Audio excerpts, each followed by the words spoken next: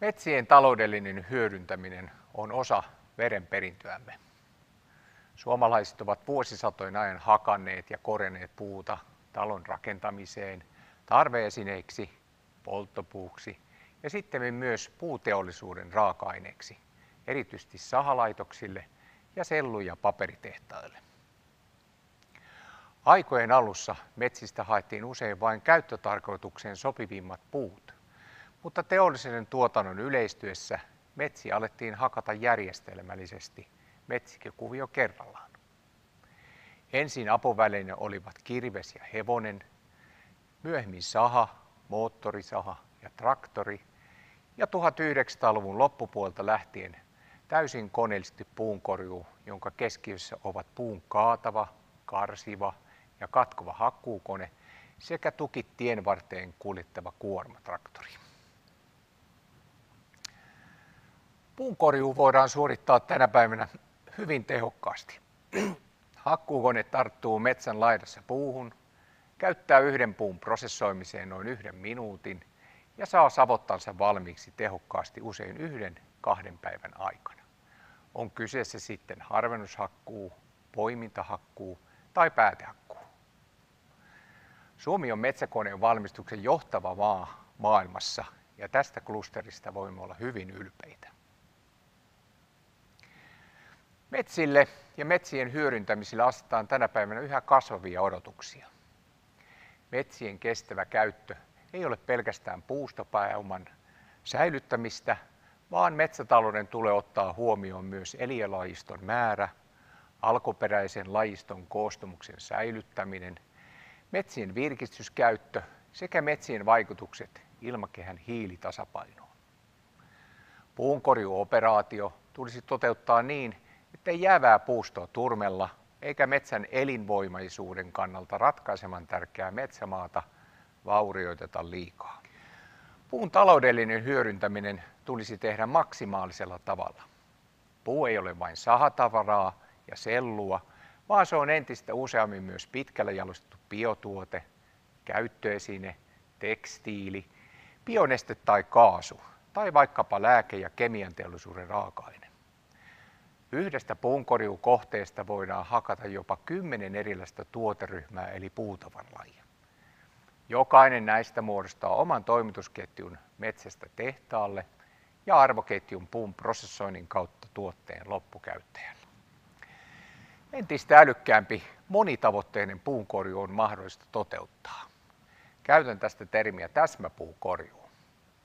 Sen keskiössä ei ole vanhan fraasin mukaisesti nähdä metsä puilta, vaan kyky nähdä metsän kaikki puut. Täsmäpuukorjuu tarkoittaa, että puunkorjuu suunnitellaan ja toteutetaan spatiaalisesti realistisen geoinformaation avulla. Metsästä voidaan muodostaa virtuaalimalli, jonka avulla puunkorjuu suunnitellaan puukohtaisesti luontoarvoja kunnioittaen. Tämä on oman tutkimusryhmäni keskeisintä tutkimusalaa. Täsmäpuukorjuun myötä voimme metsänkäsittelyyn siirtyä kuviotasolla tapahtuvasta päätöksenteosta entistä enemmän puukohtaiseen päätöksentekoon. Tietyllä tavalla siirrymme siis historiasta 150 vuotta taaksepäin, aikaan ennen teollisen puunkorjuun laajamittaista aloittamista. Samanaikaisesti pystymme kuitenkin kasvattamaan ja korjaamaan metsiämme tehokkaasti ja vielä nykyistä paremmin ottamaan huomioon metsän erilaiset luontoarvot. Täsmäpuukorjuun periaate soveltuu yhtä hyvin kiertometsätalouden kuin jatkuvapeitteisen metsänhoidon operaatioihin. Metsän virtuaalimalli koostuu kulkukelpoisuusmallista, puustokuvauksesta ja ajouraverkostosta. Nämä yhdistetään spatiaalisesti mahdollisimman tarkaksi datakokonaisuudeksi, jonka avulla voidaan tarkastella metsän rakenteita. Maaperän kantavuuteen vaikuttavat maalaji sekä maaperän kosteus. Kulkukelpoisuusennusteen pohjana on siis syytä käyttää maalajikarttaa sekä maaperän kosteusennusteita, jotka perustuvat maan pohjaveden mallintamiseen topografiatiedon avulla. Puustokuvaus on puukartta, jossa jokaisen yksittäisen puun sijaintitietoon yhdistetään puun tärkeimmät runkotunnukset, puulaji, puun läpimitta, puun pituus ja mahdollinen laatutieto.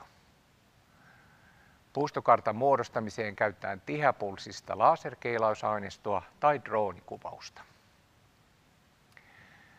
Metsämallin kolmas elementti on ajuraverkosto, ennuste sopivimmista ajuran paikoista tai tieto jo aiemmin käytetyistä ajoreiteistä.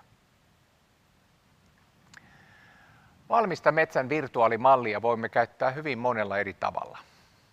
Metsänomistaja ja puunkorjaaja voivat ennen hakkuuta testata erilaisten metsänkäsittelymenetelmien vaikutusta jäämänpuuston rakenteeseen, puuston poistumaan sekä luonnon ekologisten arvojen kannalta tärkeisiin tunnuksiin.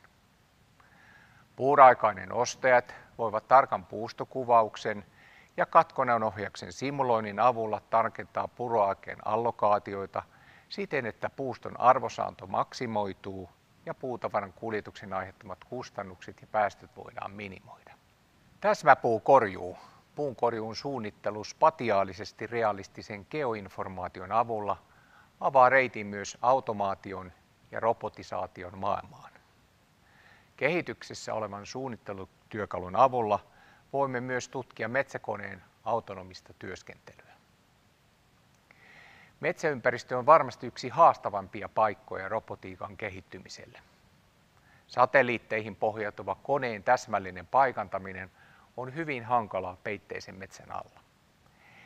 Metsäkoneen tulisi selviytyä autonomisesti epätasaisissa maastoissa, kiertää jyrkänteet ja vältellä huonosti kantavia maastokohtia. Koneen työliikkeet ovat erittäin moniulotteisia ja vaativat usean informaatiolähteen monikerroksista hallintaa ja mallintamista. Näistä haasteista huolimatta on kuitenkin hyvin todennäköistä, että puunkorjuun automaation kehittymisessä otetaan hyvin merkittäviä edistysaskelia seuraavan 10 vuoden aikana. Automatisoitujen työkoneiden kaupallisia versioita jouduttaneen kuitenkin odottamaan 20-30 vuotta.